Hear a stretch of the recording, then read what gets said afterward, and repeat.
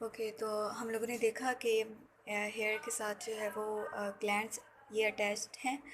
इन glands को हम लोग कहते हैं sebaceous glands.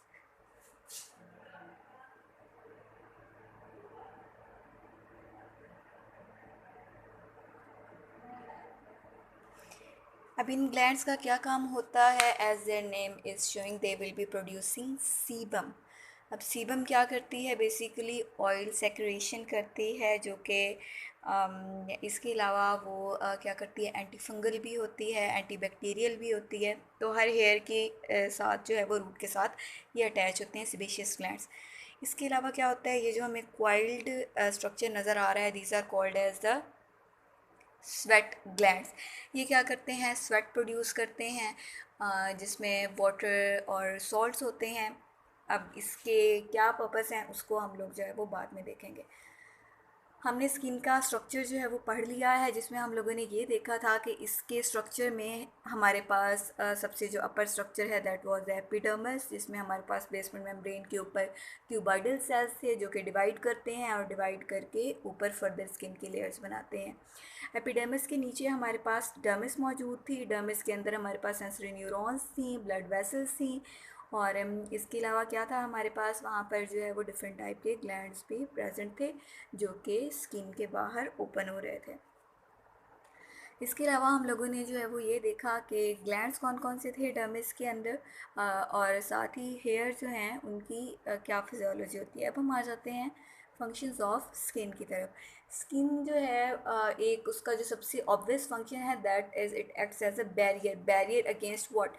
It acts as a barrier against bacteria, viruses, many kind of viruses, many kind of fungi, parasites, pathogens. It also acts as a barrier against a trauma. Mean देखिए ये काफ़ी ज़ाहिर बात है, स्किन हमारे पास thick structure है। तो क्या होता है कि अगर कोई भी सडन शॉक होता है तो वो अल्टीमेटली हमारे लोअर ऑर्गन्स तक जो है वो नहीं जाता, बल्कि स्किन उसको काफ़ी हद तक क्या कर लेती है, टॉलरेट कर लेती है। इसके बाद नेक्स्ट आता है हमारे पास ये हाँ, यूवी लाइट के अगेंस्ट भी क्या करती है, स्किन बैरियर के तौर पे काम करती है। इसके बाद नेक्स्ट आ जाता है हमारे पास विटामिन डी सेंसेस। स्किन के अंदर हमारे पास एक सब्सटेंस होता है that is called as 7 D hydroxy cholesterol. ये स्किन के अंदर ऑलरेडी स्टोर्ड होता है। तो क्या होता है कि जब इस कंपाउंड के ऊपर सनलाइट पड़ती है, it is converted into vitamin D three. Vitamin D three जब हमारे लिवर के अंदर फिर जाता है तो ये जाके उधर एक्टिव विटामिन डी में कन्वर्ट हो जाता है, जो कि कैल्शियम रेगुलेशन में हेल्प करता है, कैल्शियम मेटाबॉलिज्म में इन्वॉल्व होता है।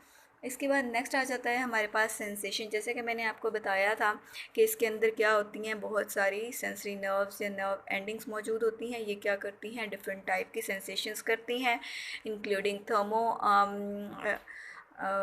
रेगुलेशन। ये टेम्परेचर सेंसर्स के तौर पे काम करती हैं, ये प्रेशर रिसेप्टर्स के तौर पे काम करती हैं, और इसके अलावा जो है ये कुछ हद तक केमिकल रिसेप्टर्स का भी काम करती हैं। नेक्स्ट आ जाती है हमारे पास इसके फंक्शन में थर्मल रेगुलेशन। थर्मल रेगुलेशन की अगर हम लोग बात करें तो स्किन क्या करती है, थर्मल रेगुलेशन में भी इन्वॉल्व होती है। दो चीज़ें हैं जो कि स्किन के अंदर थर्मल रेगुलेशन में हेल्प करती हैं, and these are the sweat glands and the next one is blood vessels. तो स्किन के अंदर जो टेम्परेचर सेंसर्स हैं, अगर वो सेंस करते हैं कि टेम्परेचर जो है वो क्या है, ज़्यादा हो चुका है, तो स्वेट ग्लैंड्स एक्टिवेट हो जाते हैं, और जब ये स्वेट ग्लैंड्स एक्टिवेट होंगे दे will be producing water and different types of salts. तो वाटर क्या करेगा, जब हमारी स्किन से परस्पायर होगा, जब वो एवापोरेट होगा, ज़ाहिरी बात है वो क्या करेगा, हमारी स्किन की एक्सेसिव हीट को लेकर जाएगा। ब्लड वेसल्स किस तरीके से इन्वॉल्व होती हैं थर्मो रेगुलेशन में?